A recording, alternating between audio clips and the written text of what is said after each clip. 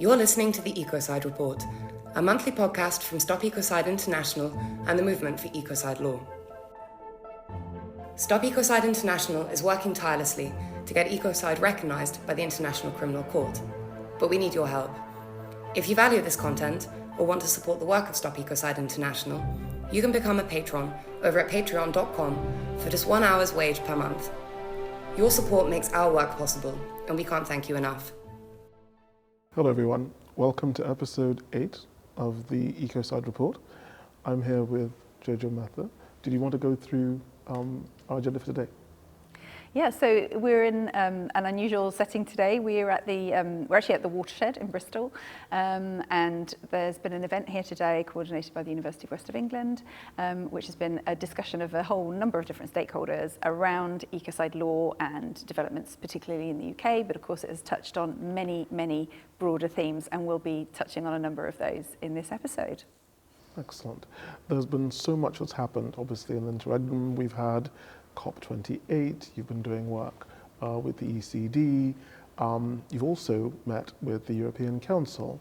Do you want to talk about any of those and the order that you choose? Well, okay. So, I mean, I suppose if I'm thinking sort of back in date order since we last met, we've had the political agreement, the all-important political agreement at the European Union, so between the Parliament, the Council and the Commission, which basically sets in motion the revision of the Environmental Crimes Directive for Europe.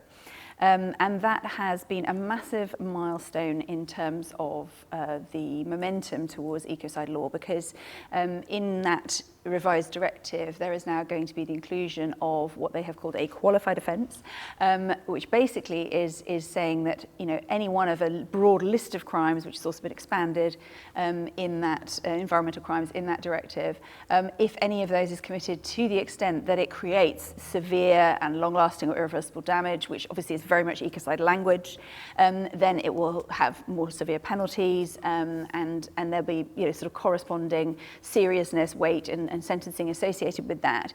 And although the word ecocide wasn't used in the operative text, in the descriptive commentary, what's called the recital that goes with it, it was clearly stated that this would cover cases comparable to ecocide.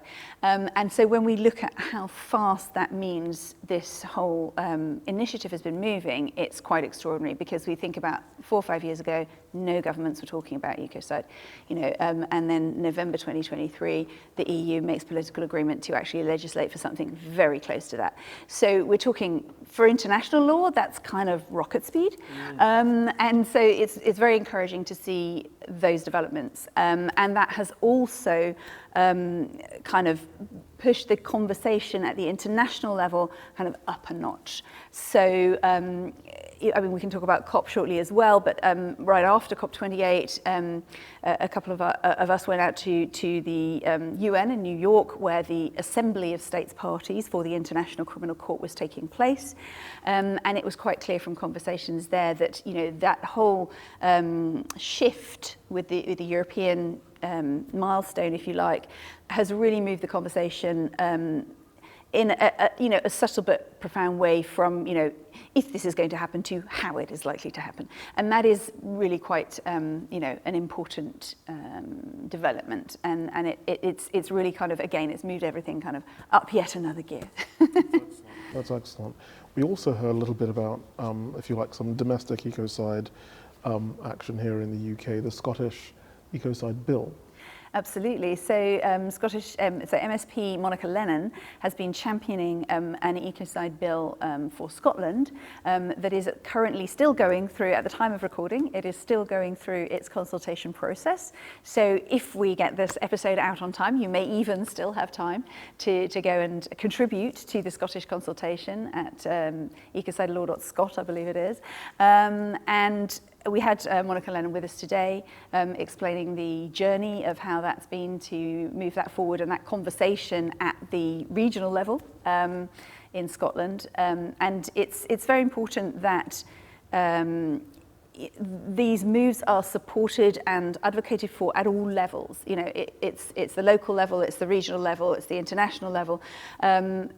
contrary to what we might have expected a few years ago, what we're finding is that particularly since the emergence of the independent expert panel's definition in 2021, we're seeing a coherence across these different levels, across different jurisdictions, where some of the some of the phrasing, some of the principles, and sometimes, wholesale that definition, have been inspiring these developments. And that's very much the case potentially in Scotland.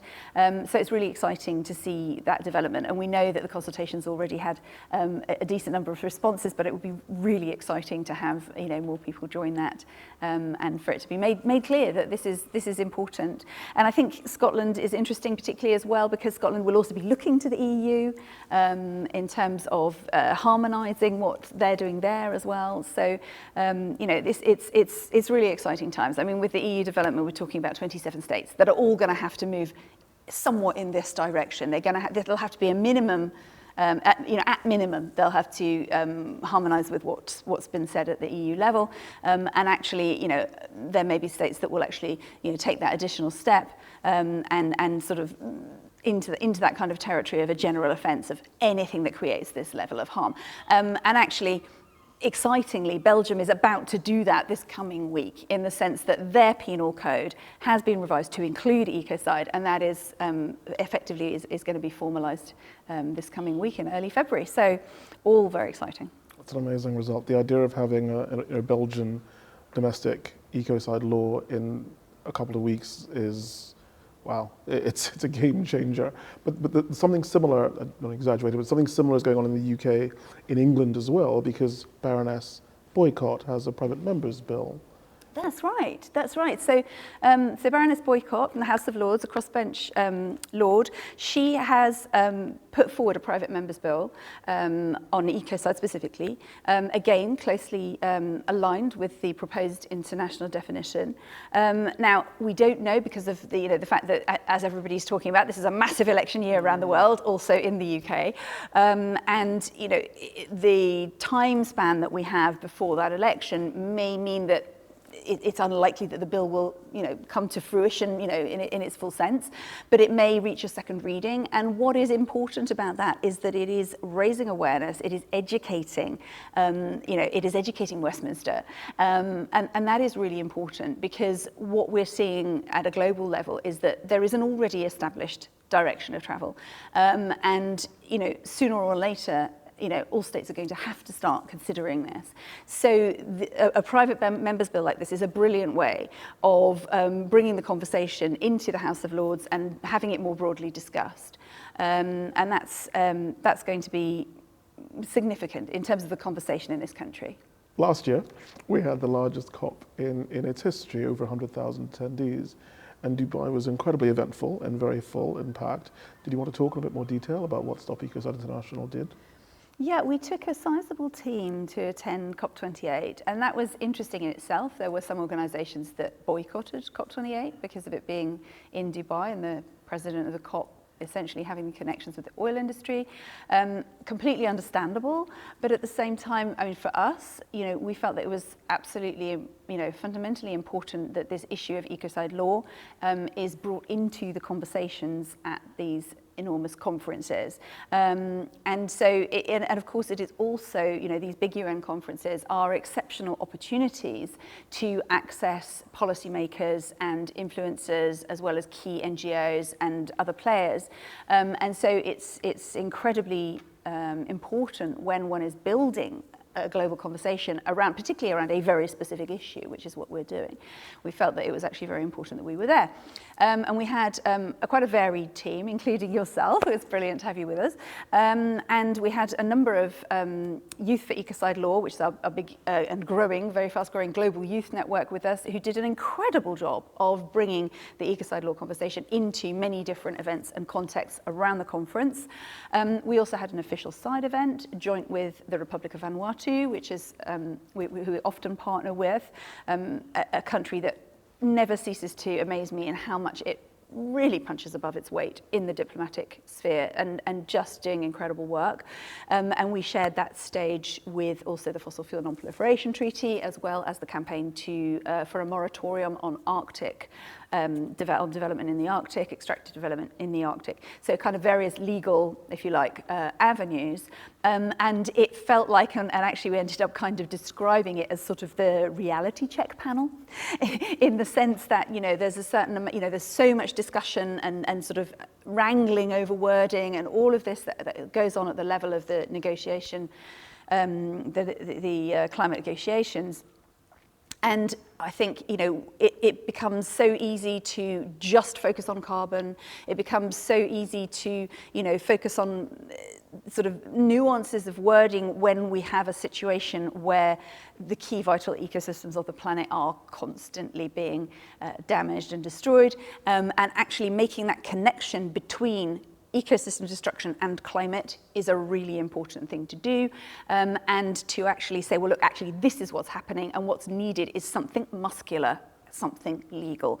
And so in that way, that panel felt like, you know, connecting that sort of incredibly wordy conversation and all of that wrangling, if you like, with something that actually anchors to the physicality of what is happening on the planet. And that felt to me to be a really important aspect of what we were doing there at COP28. And the other thing that emerged during COP28 was a report from a group based in the University of Exeter, which was talking about tipping points, which was reminding us how many key points we're potentially, you know, about to cross in terms of damage to climate and environment.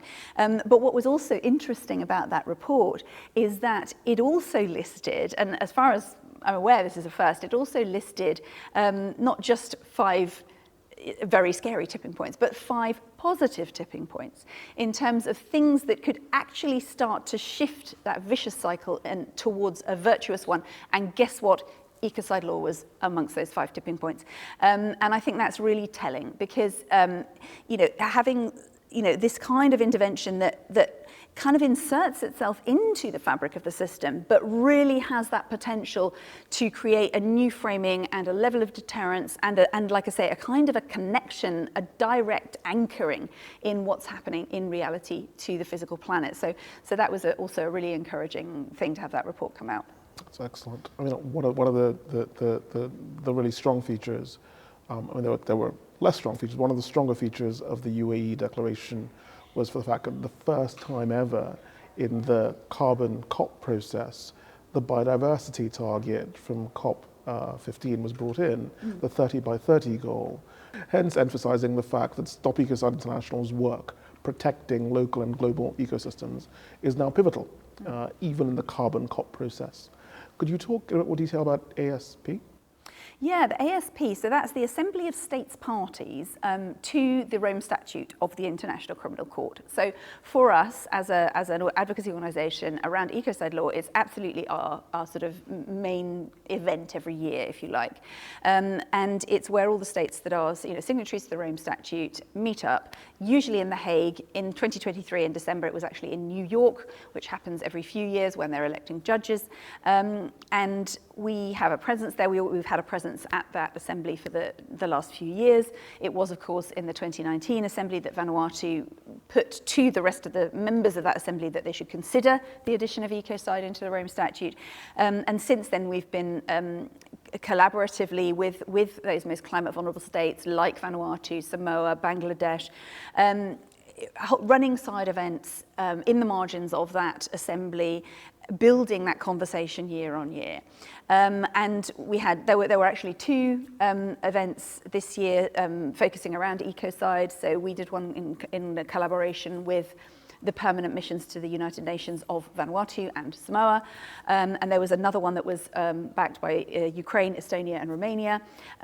So the topic was very much, you know, front and center in the program.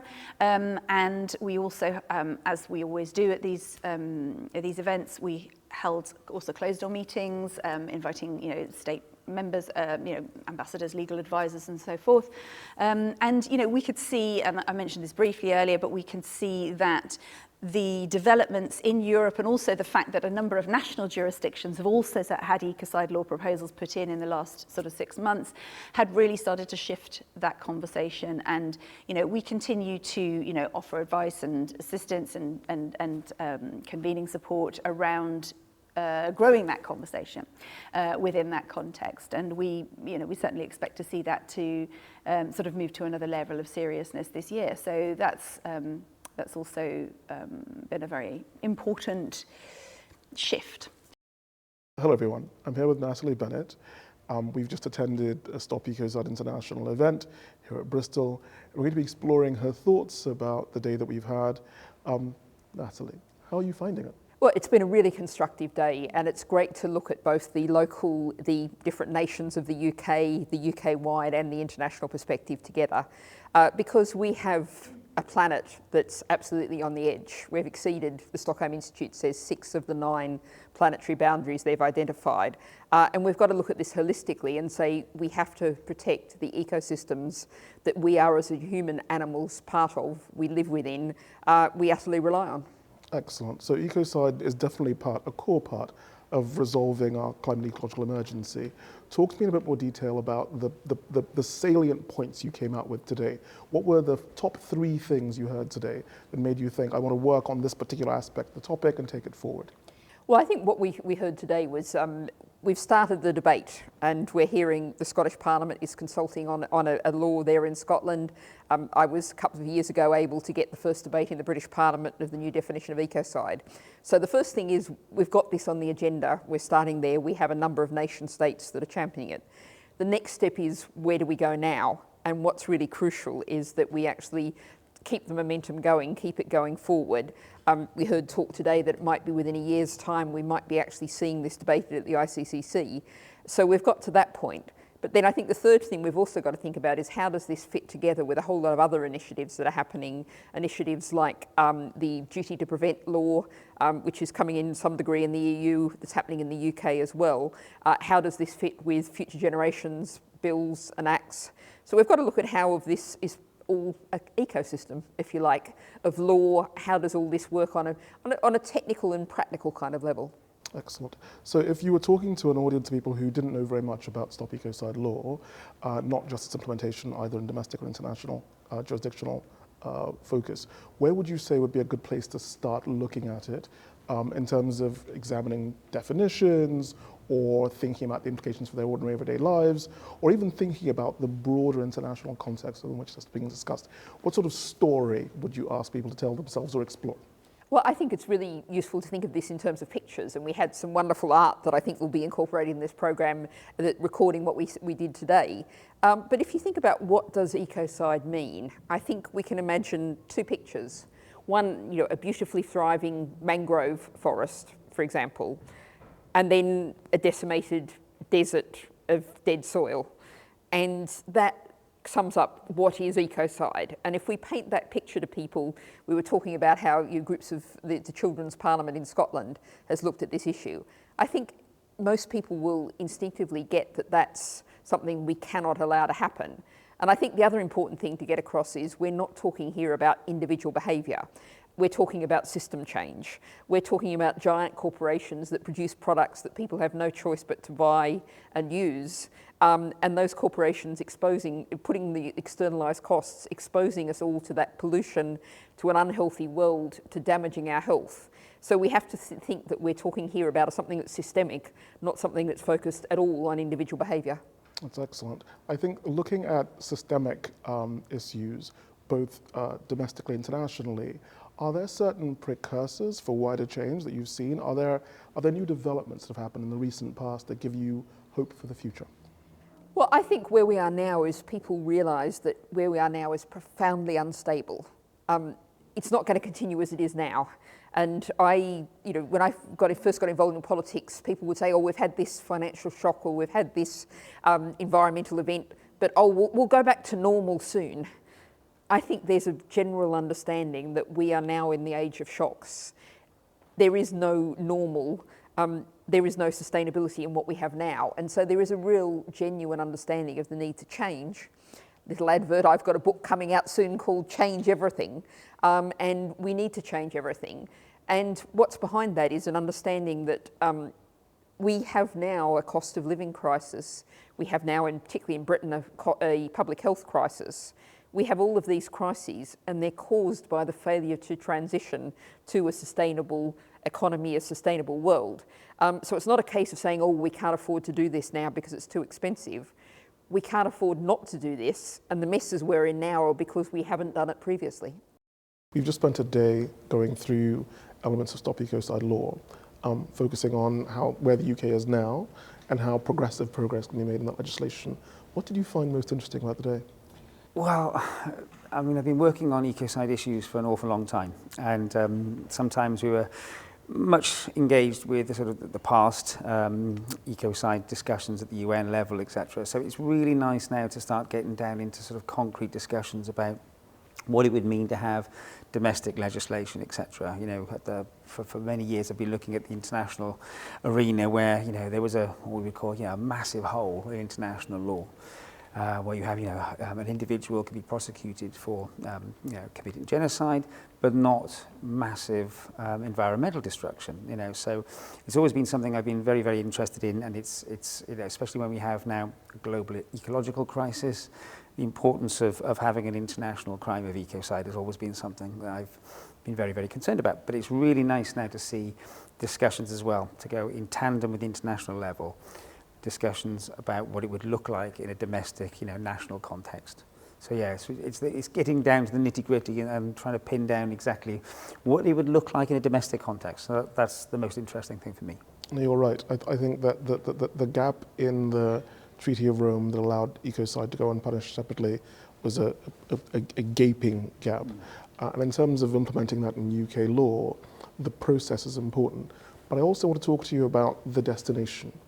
So in terms of implementing ecocide law in UK domestic law, are there any priorities you'd like the audience to think about that haven't been sort of in the public domain that much, but came up today or are part of your academic expertise? Just themes that you want to raise? Well, I think we're all becoming increasingly aware of how degraded our environment is becoming. And I think if we'd been in a position where we had the prospect of criminal sanctions for the kinds of things that we're now suffering. Like, we've heard a lot about the state of our rivers, sewage pollution and things like that. Obviously, we'd be a lot better off without them. And I think, thinking about the things that we don't like about the present and how a law of ecocide would possibly stop that happening is one really, really important way, I think, of thinking what it could look like in the future with such legislation, because it's only going to get more important. And I think the domestic prospects for legislation which will help us in this terrible, terrible situation we find ourselves in is absolutely vital. And I think that one way of imagining what it could look like is to think about all the things that we don't like currently. And obviously not all of those will be covered by something like ecocide, which has quite a high threshold, but at least it allows us to think about the worst excesses and those being potentially criminalised. Excellent. So in terms of a practical and or just transition, there are elements of the way that ecocide law is both drafted and implemented that probably should be amplified in the public domain. We should be talking broadly about the impact that ecocide law has on people within protected characteristics under the law, but there are probably other characteristics as well, like class, for example, which aren't protected in the law, but I think are pivotal to achieving a just transition. Were there elements of your work or anything you saw today that sort of helped you think about that transition, that pathway? Well, I think it's very, very important as well to realise that the people most responsible for the kinds of environmental destruction that we're concerned with when we talk about ecocide are not the average person who's just going about their normal lives with their normal work, etc. It's people who have, the kind of superior responsibility for the kinds of decisions that result in large-scale environmental damage. So it's very, very important, I think, to realise that it's not the average person who'd be captured by these kind of, new offences. So that's definitely a class dimension. I think it's very, very important to make sure that people understand that, those kind of, normal behaviours would not be captured by this, So yeah, and also, but it's also the question that, a lot of the repercussions of environmental destruction are felt most acutely by those least responsible for it and most vulnerable, and I think another really, really important aspect which needs to be, understood is that, normal people aren't to blame for this kind of stuff. You're right, absolutely. It's about system change rather than just atomized individual action.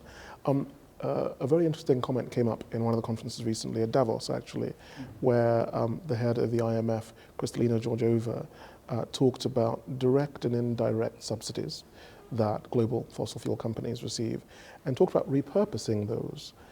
In terms of your work, you don't have to have followed what she said,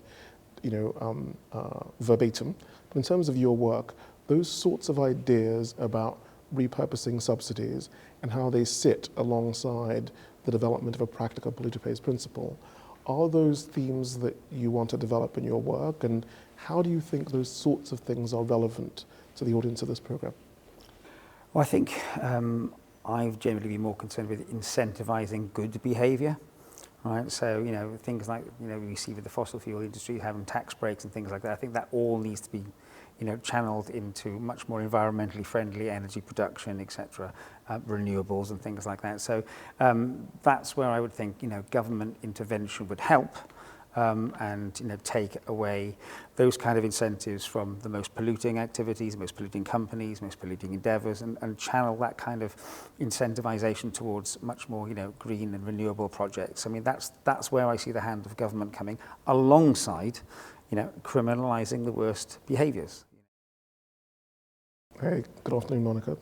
We've just been through this amazing conference on Ecocide, and you, as an MSP, had the most spectacular perspectives, because it was so different, I think, from some of the other ones that we heard. How did you find it? Well, the fact that we're even having this discussion today and bringing people together, to me, that's so positive, and that's really, really encouraging. It feels like there's a real opportunity to not just advance discussion around ecocide law, but to actually deliver legal change. And I think that will help achieve the system change that many of us want to see and believe is essential. So it's been informative. I feel like I've learned so much, especially from people who are working more in academia, from campaigners, different political perspectives as well. So it's been a real safe space just to have a collaborative discussion, but also at times quite challenging as well, because not everyone agrees on everything, and I think that's healthy, that's okay. So it was good to have a safe space to talk about the opportunity and the goal that we're working towards, but what are the barriers, what are the challenges, what are the risks? And as a Member of Parliament in Scotland who has a proposed bill at the moment, it's just helped me to reflect and to challenge myself about, how do I really make sure that I can get the best possible legislation.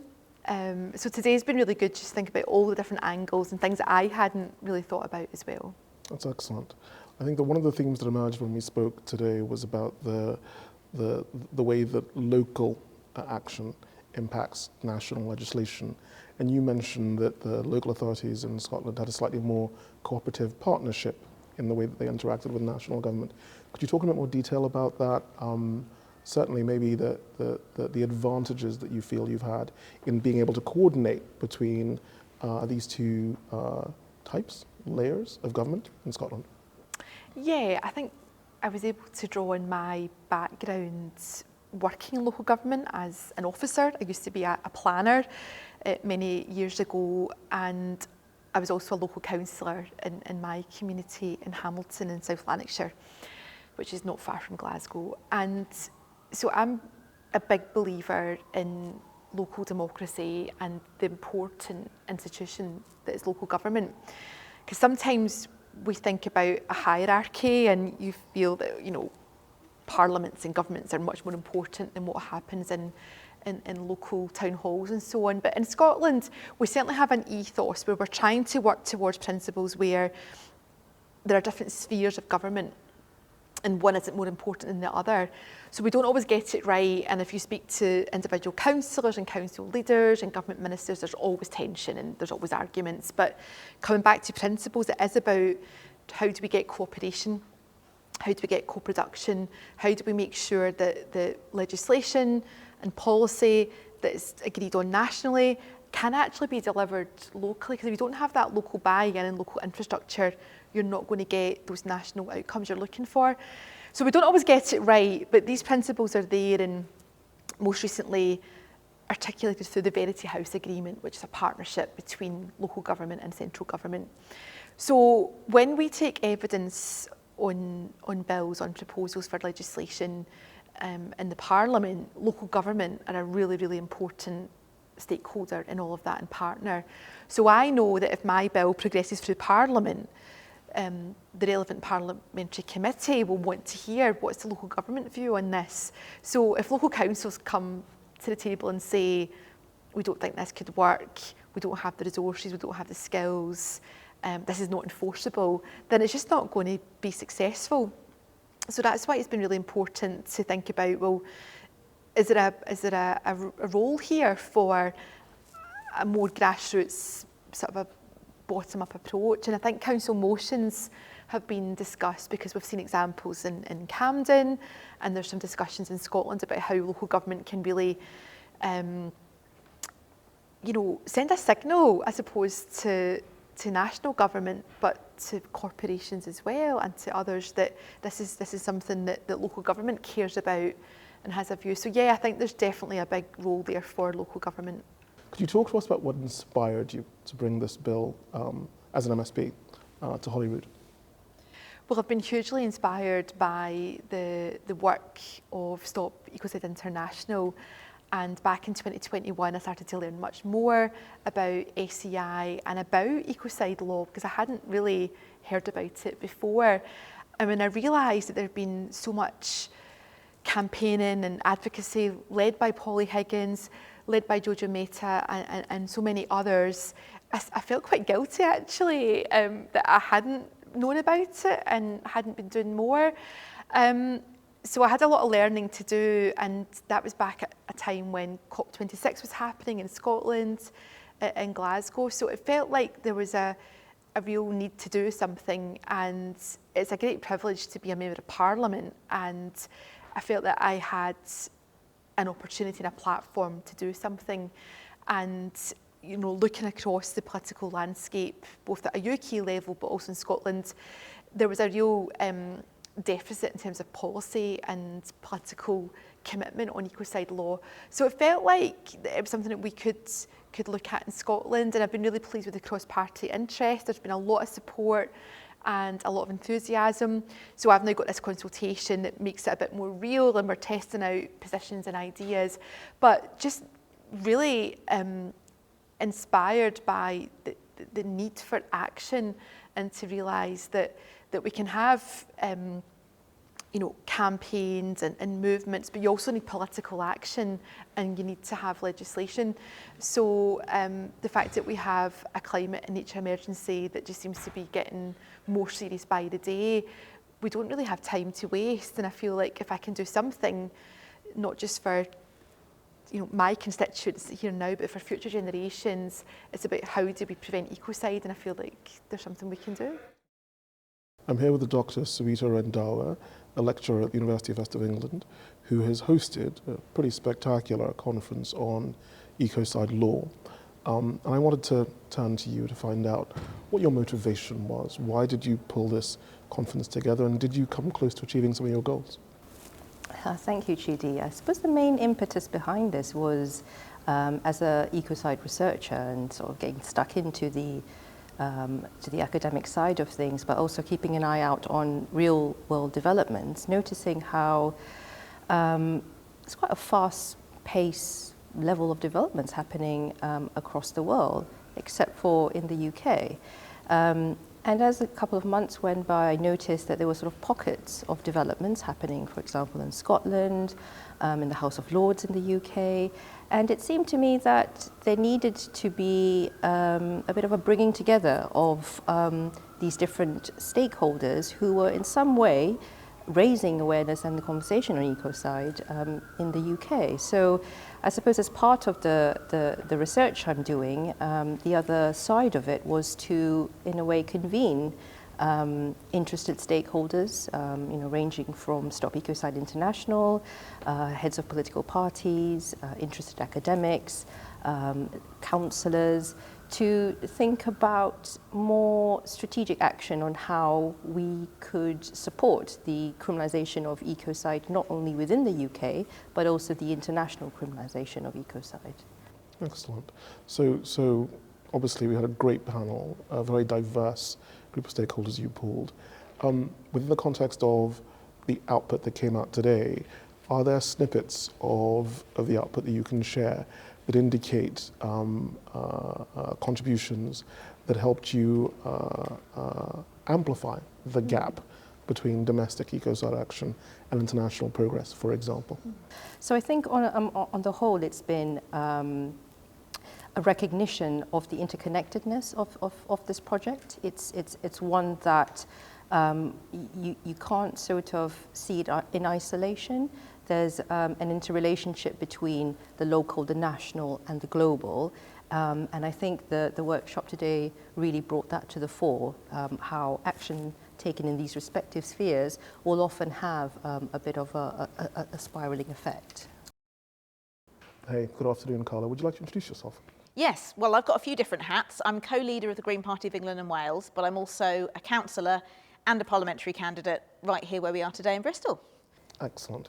So we've just been at a conference this afternoon discussing ecocide. What were your thoughts? I thought it was really good. I was glad to be able to take part. And I thought what was particularly useful about this series of workshops is the huge breadth in expertise of the people taking part. There were people from local government, from devolved governments and from national, and also lawyers, campaigners, experts of all kinds. And so there was, frankly, I was the least expert person in the room, I would say, on ecocide specifically, but I thought it was a really fruitful discussion about how can we get the campaign to make ecocide a law taken seriously at all levels of government and really move it forward.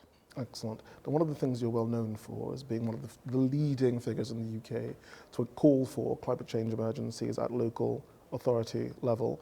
And within the context of that, ecocide law does have local applications and local ways of being amplified.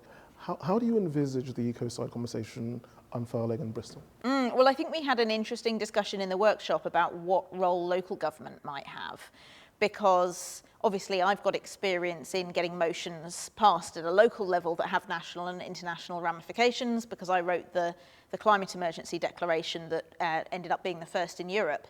And that motion was deliberately written in a way that simultaneously gave the imperative for the local council to act now and not wait for national government to catch up, but also to lobby national government and to start creating this momentum.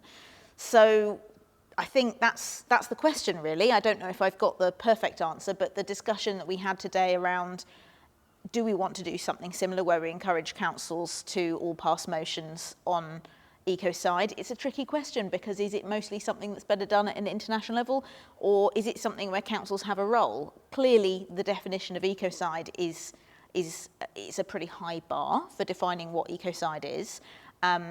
So I think we don't want to create a situation where we're giving the impression that cutting down a few trees here and there while we want to resist that would qualify as ecocide. But I think there might still be a role for local councils in building the momentum towards it, and especially towards national governments adopting it. I'm here with Nina Della Parker, and we've just been at this amazing conference here in Bristol talking about ecocide law. Nina, would you like to introduce yourself? So I am a local Camden councillor. I represent South Hampstead Ward, and I'm also the Cabinet Advisor on increasing green spaces and biodiversity in Camden. I also work at LEADA in their International Environmental Law Department, but I'm here in my personal capacity, very passionate about getting ecocide as the 5th crime to the Rome Statute. So it was a really interesting conference for a whole bunch of reasons, but especially, I think, because it was a really nice, diverse crowd of stakeholders. everyone came at it from very different perspectives. Could you talk a bit more about your perspective for both of the hats that you wear and what you got out of the conference today? Bottom-up approach. Being a local councillor in Camden, I thought that even though Ecocide is on an international scale, again, locally we can create this ripple of change across the UK, hopefully.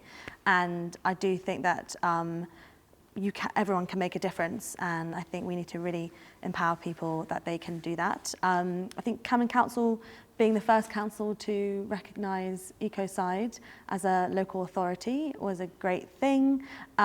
We had massive help from Philip Sands as well, and from Anna Wright, who's a councillor in Highgate. Well, thank you for staying with us, everyone. We've obviously had a very wide palette of comments from a very wide range of stakeholders, but I wanted to give you a chance, though, Jojo, to add any other business, if you like. I suppose there's one development that we haven't mentioned, or only very briefly, and that is at the Council of Europe. Not to be confused with the EU, the Council of Europe is the body responsible for the European Court on Human Rights, and upholds the rule of law, democratic values, and so on in a wide range of states, 46 states, and is based in Strasbourg. And I was actually there last week because I was invited to contribute to a meeting of the Social and Health Committee, also with input from the group that is drafting a convention on environmental crime for the Council of Europe. And that's a convention on protection of the environment through criminal law. And I was invited to contribute on ecocide law and, of course, the developments in Europe and how that might potentially influence the draft convention. What's interesting is to think about how the EU has moved towards ecocide law. They've described a sort of broad list of acts, if you like. What, of course, we aim for ultimately at the international level, and this is what I was conveying also at the Council of Europe, is that ultimately it's most potent to move towards, if you like, a general offence, a standalone crime, something that says beyond this level of harm, no matter what it is you're doing, beyond this level of environmental harm, it becomes unacceptable and it becomes criminal. And that comes back to that sort of reality check thing, that effectively what you want to do is move those risk managers and legal counsels in the big corporations away from thinking, how do we somehow categorize what we're doing so it doesn't fit into this law? And away from that and more towards, what are we doing on the ground, and is it likely to trigger this this threshold? Exactly. And that, of course, is a fundamental shift in attitude. And as with criminal law generally, what we are aiming for here is changing behaviour. And if you want to encourage behaviour change, which of course is what criminal law is ultimately about, then that is the attitude that it's really important to encourage with legislative developments. You've been listening to the Ecocide Report. You can find out more about all of the issues discussed in this episode via the links in the podcast description. Thanks so much for listening, and see you next time.